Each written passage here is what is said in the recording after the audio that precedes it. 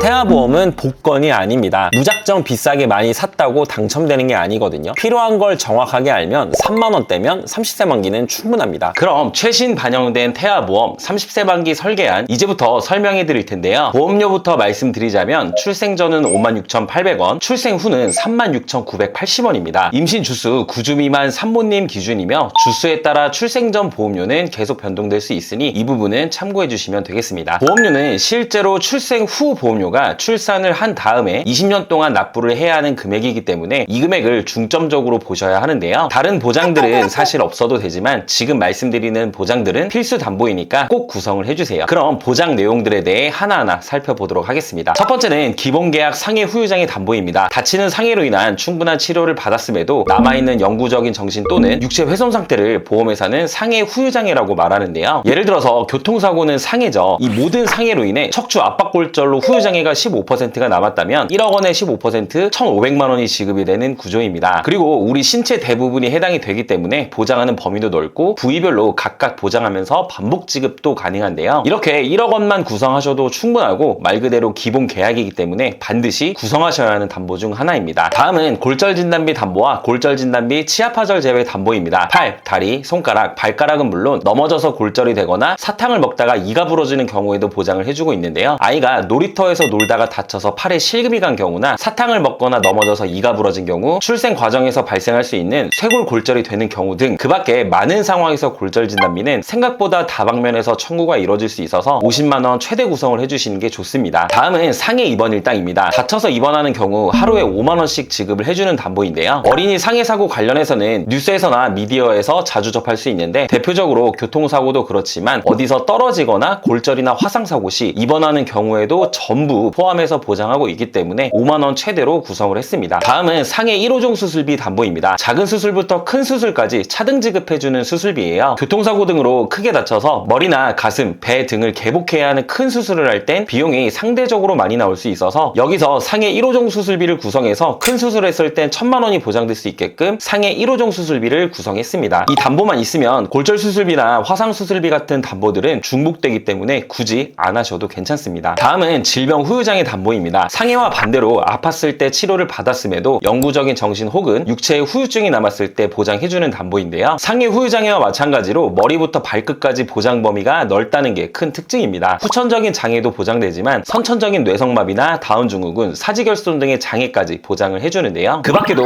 눈, 청력, 씹어먹거나 말하는 장애, 척추기형, 팔, 다리, 신경계, 정신, 행동장애 등등 정말 폭넓게 보장을 해주고 있어요. 신생아의 경우 아주 작은 질병에도 후유증이나 합병증이 크게 올 수도 있는 부분이라서 필수 특약이라고 생각을 합니다. 다음은 암 관련된 보장입니다. 아마 태아보험에서 가장 경제적으로 리스크가 큰 질환을 꼽는다면 단연 백혈병과 같은 소아암을 꼽을 수 있는데요. 우리가 보험을 가입하는 이유도 이런 위험 리스크를 대비하는 게 주 목적인데 저는 암 관련된 보장을 어떻게 구성을 했는지 말씀드리겠습니다. 암 진단비는 1억, 다발성 소암 진단비 5천만 원, 재진단암은 2천만 원 이렇게 구성을 했는데요. 일반암 1억 원을 메인으로 다발성 소아암 진단비는 서브로 5천만 원을 구성했습니다. 통계 자료를 살펴봐도 우리나라 0세부터 14세까지 암 발병 순위는 1위가 백혈병, 2위가 림프종, 3위가 뇌 및 중추신경계인데요. 1위부터 3위까지 전부 보장되는 다발성 소아암을 서브로 구성을 한 거고요. 일반암 1억 원에서는 위 3개를 포함한 보장 범위가 가장 넓은 암을 1억 원 메인으로 설정했다고 생각을 해주시면 될 것 같습니다. 여기서 급성 림프 모구 백혈병은 평균 3년이라는 장기간 치료를 필요로 할 수 있기 때문에 2년이나 재발이나 지소감 등을 보장해주는 재진단암까지 추가로 구성을 했습니다. 다음은 유사암 진단비인데요. 기타 피부암, 갑상선암, 제자리암, 경계성 종양 총 4가지에 대해서 보장이 되는데 2020년 국가암정보센터에 따르면 특히 갑상선암은 15세부터 64세까지 발병률이 가장 높은 암이고요. 일반암에서는 이 4가지가 제외되기 때문에 최대 금액 2천만 원으로 준비를 했습니다. 다음은 뇌졸중과 뇌혈관 질환 담보입니다. 뇌질환 관련해서는 사실 뇌혈관 질환 담보 하나만 구성하셔도 그 안에 뇌졸중도 포함되어 있기 때문에 뇌혈관 질환 하나만 있어도 큰 문제는 없어요. 그렇지만 태아보험에서 뇌졸중도 굳이 구성을 한 이유는 출생 과정에서 발생할 수 있는 신생아 뇌출혈 대비 때문입니다. 이 신생아 뇌출혈이 발생했을 때 뇌혈관, 뇌졸중 가입 금액의 20%만 보장을 해주고 있기 때문에 뇌졸중도 같이 구성해서 각각 400만 원씩 총 800만 원을 중복 보장받을 수 있도록 구성을 해주셔야 돼요. 간혹가다 뇌혈관 1, 2로 구성하시는 분들도 계시는데 이 뇌혈관 1, 2로 구성을 하게 되면 신생아 뇌출혈에 대해선 400만 원만 보장이 되고 명칭은 뇌혈관 질환 1,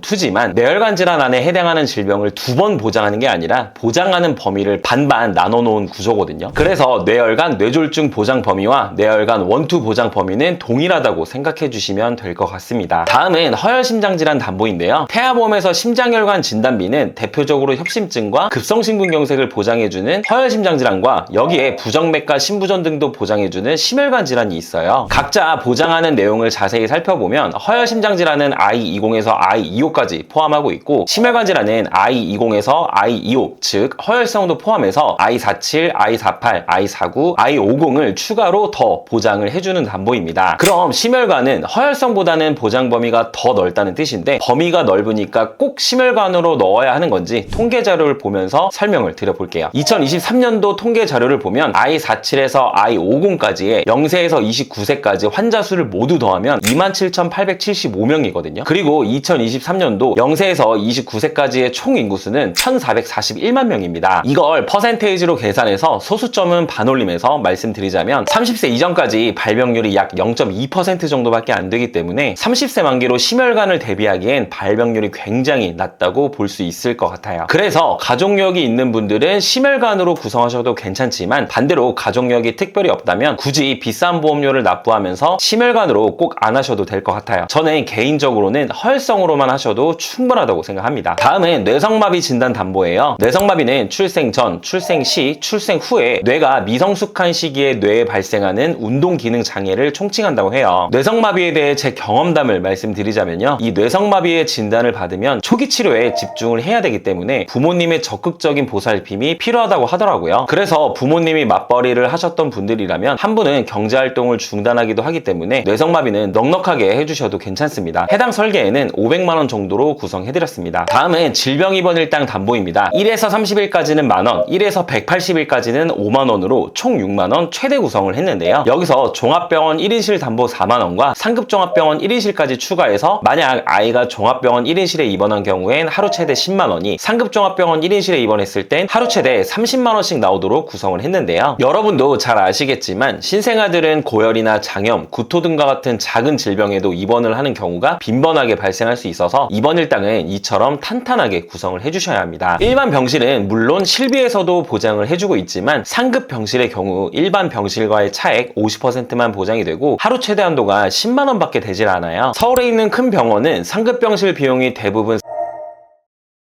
실비 최대 한도 10만원을 보장받더라도 자기 부담금을 하루당 30만원 정도 부담을 해야 합니다. 대부분의 소아병동은 상급병실로 많이 이용을 하므로 이 자기 부담금에 대해서 입원 일당으로 어느 정도 보완을 해준다고 생각을 해주시면 될 것 같아요. 또 하나, 간혹 질병 중환자실 입원 일당 담보가 없으면 저체중아 입원 일당이 보장 안 되는 것으로 생각하시는 분들이 계시는데요. 저체중아나 조산으로 인큐베이터로 입원을 하게 되면 질병 입원 일당 담보에서 하루에 6만원씩, 저체중아 입원 일당 담보에서도 3일 이상부터 추가적으로 5만원씩 보장이 됩니다. 여기서 중환자실 입원 일당을 더 추가하는 개념이에요. 또한 우리나라 본인 부담률 경감 제도로 인해 저체중아로 입원 시 본인 부담률 5%만 부담하면 되고 이마저도 실비에서 보장하기 때문에 생각보다 병원 비용이 안 나올 수 있으니까 이 부분은 참고해서 중환자실 입원 일당 구성 유무를 판단해 보시면 좋을 것 같아요. 저는 개인적으로 중환자실을 추천하진 않습니다. 본 광고는 심의 기준을 준수하였으며 유효기간은 심의일로부터 1년입니다. 다음은 질병수술비 선천 포함 혀유착 제외 40만원, 질병수술비 선천 포함 혀유착 제외 경증 제외 담보 10만원 구성했습니다. 아이가 뱃속에서부터 가지고 태어난 선천적인 질병이 중요하다고 말씀드리는데 이런 선천적인 질병으로 수술했을 때 최대한 보장받을 수 있도록 구성을 해드렸고 다발성 수술들도 최대한 보장을 받을 수 있도록 구성을 해드렸는데요. 선천 이상 수술 관련해서는 예를 들어 심실 심방 중격 결손이나 다지증, 구순열, 9개월 수술과 같은 이런 선천 이상 수술 부분들에 대해선 50만원 그대로 보장을 해주도록 설계를 했습니다. 미용 목적이나 성형 수술 등의 몇 가지 안 되는 내용들이 약관에 기재되어 있고 이러한 면책사항 몇 가지 제외하고 선천 이상을 포함하는 수술들을 최대한으로 보장 금액을 설정을 해드렸다고 보시면 될 것 같고요. 참고로 개인적으로 입원 일당 다음으로 이 수술비 담보 청구율이 가장 높은 것 같습니다. 다음은 질병 1/6종 수술비 담보인데요. 상해 1호종 수술비와 마찬가지로 가입 금액이 높아질수록 복잡하고 중대한 수술이라고 보시면 되는데 예를 들어 1종은 탈장이나 편도, 중이염 수술 등이 있고 2종은 맹장, 전립선, 디스크 수술, 3종은 협심증, 위궤양, 유방 절제술 수술 등이 있고요. 4종은 기관지나 폐, 신장 등을 개복한 동반 수술, 5종은 뇌출혈, 심근경색, 암수술, 장기이식 수술 등이 해당이 됩니다. 1종은 20만 원부터 5종은 1000만 원까지 수술 정도에 따라 지급이 되는데요. 우리가 흔히 하는 수술은 대부분 1에서 3종에 분포되어 있다고 생각을 해주시면 될 것 같습니다. 질병 수술비 하나로는 큰 수술을 받았을 땐 50만 원밖에 보장이 안 되기 때문에 질병 수술비와 종수술비를 같이 구성해 주시는 게 좋고요. 6종은 다발성 선천 이상 수술비로 선천질환 전용 수술비입니다. 혀유착증 수술은 여기에 포함되어 있고요. 그 외에도 모반이나 부위계 등 질병 수술비와 함께 중복으로 구성을 해주시면 선천 이상 수술비 부분에서 좀 더 강화를 할 수 있다고 생각해 주시면 되겠습니다. 다음은 어린이 개용 심장 수술, 어린이 심장 시술 담보입니다. 어린이 개용 심장 수술은 심장병으로 인해 개용 심장 수술을 받은 경우, 어린이 심장 시술은 심장 시술을 받았을 때 해당 담보에서 지급을 해주는데요. 참고로 어린이 심장 시술 담보는 22주 6일 내에만 구성할 수 있습니다. 9세 이하 주요 수술 통계에서 4위가 심장 수술인 만큼 발병률이 높다는 통계도 있기 때문에 심장 관련된 담보들은 가능하면 최대로 구성을 해주시는 게 좋습니다. 다음은 특전 선천 이상 수술 담보 200만 원 구성했는데요. 특전 선천 이상은 다발성보다는 조금 더 중대한 신경계통이나 눈, 귀, 얼굴, 목, 순환계통 등 특정 부위에 대해 폭넓게 보장을 해준다고 보시면 될 것 같아요. 태아특약 중 하나이기 때문에 22주 6일까지만 구성할 수 있고, 태아보험에서는 이런 선천 관련된 특약들은 꼭 구성을 해주셔야겠죠. 이 밖에도 양성 뇌종양 진단 담보나 심장 관련 소아 특정 질병 진단 담보, 중대한 재생불량성 빈혈 진단 담보, 중증 세균성 수막염 진단 담보 등등 청구율이 높진 않지만 막상 발생했을 땐 병원비가 많이 발생할 수 있고 가입 금액이 큰 가성비 담보들이라 구성을 했고, 자녀 10대 질병 수술비나 소아 탈장 수술 담보, 충수염 수술 담보 등은 발생했을 땐 여러 곳에서 중복 보장되게끔 설계를 했습니다. 다음은 가족 일상생활 중 배상 책임 담보입니다. 만약 예비 부모님분 중에 이 특약을 한 분도 안 가지고 있다면 꼭 구성하는 것을 추천드려요. 본인을 포함한 등본상 다른 가족이 남의 신체나 물건에 피해를 입혔을 때 피해 금액을 대인, 대물 사고 시에 일정 금액을 공제하고 보상을 해줍니다. 실제 제 고객님 한 분 중에서 내 아이가 다른 아이의 눈을 실수로 찌른 적이 있는데 해당 치료 비용이 많이 나왔을 때도 보상을 받았던 사례가 있었어요. 여기에 누수 관련된 보장도 추가할 수 있기 때문에 비용적으로 여유가 되신다면 해당 부분까지도 같이 구성해 주시면 되겠습니다. 마지막 태아특약 4가지 남았는데요. 지금 보시는 태아특약은 태아납 1년 만기입니다. 말 그대로 보험료를 태아기간 동안에만 납입을 하면 되기 때문에 필수로 구성을 해주시는 게 좋고요. 태아담보 첫 번째는 선천장애 출생 담보입니다. 심방심실 중격결손인 Q21 코드뿐만 아니라 다지증, 구개열, 구순열, 다운증후군 등 아이가 태어날 때 발생할 수 있는 수많은 선천질환에 대해서 보장을 해주고 있고요. 위표를 보시면 1종이 가장 경미하기 때문에 1종은 30만원, 2종은 100만원, 3종은 1000만원으로 구성을 했습니다. 참고로 2종은 200만원, 3종은 2000만원까지 가입 금액을 높일 수도 있어요. 수술이나 다른 치료가 없어도 진단 하나만으로 보장이 가능하기 때문에 정말 중요한 특약이라고 보시면 될 것 같아요. 개인적으로는 보험금 청구가 다수 있었던 담보이기도 합니다. 두 번째는 저체중아 입원 일당 담보입니다. 아이가 2.5kg 이하 미숙아로 태어나서 3일 이상 인큐베이터를 이용한 경우 3일에서 60일 한도로 하루당 5만원씩 지급을 해줍니다. 세 번째는 선천변형 두상 진단 담보입니다. 선천변형 두상 진단 담보에서 포함하는 Q67.2, Q67.3, Q75 질병 코드는 특전 선천 이상 수술에서 수술을 받았을 때 포함하지만 선천장애 출생 담보에서는 따로 포함하고 있지는 않아요. 그래서 해당 질병으로 수술을 했을 땐 특전 선천 이상 수술 담보에서 200만원 보장을 하지만 수술을 안 했을 땐 보장이 안 되기 때문에 여기에 선천 변형 두상 진단 50만원을 추가해 장두증, 쏠림머리증, 두개골 유압 진단 시 추가적으로 보장을 받을 수 있게끔 설계를 했습니다. 마지막 신생아 질병 입원 일당 담보인데요. 임신 28주부터 출생 후 1주 사이에 질병으로 입원을 하게 되면 하루에 만원씩 지급을 해줍니다. 이 태아 특약들은 태아납 1년 만기이기 때문에 보험료를 태아 기간 동안에만 납부를 하고 출생 후에 1년 동안 보장이 가능해요. 납입 기간도 짧은 편이라 꼭 구성을 해주시는 게 좋을 것 같습니다. 여기까지 36,980원 가성비 설계안을 소개해드려봤습니다. 해당 설계안이 필요하시거나 궁금한 점 있는 분들은 위 전화로 연락 주시거나 카카오톡 채널로 문의 주시면 성심성의껏 답변해드리겠습니다. 이거 안 넣으면 나중에 후회한다라는 말 정말일까요? 꼭 그런 건 아닙니다. 지금 보여드린 이 제안서대로만 하셔도 걱정 없습니다. 긴 영상 시청해주셔서 진심으로 감사합니다. 본 광고는 심의 기준을 준수하였으며 유효기간은 심의일로부터 1년입니다.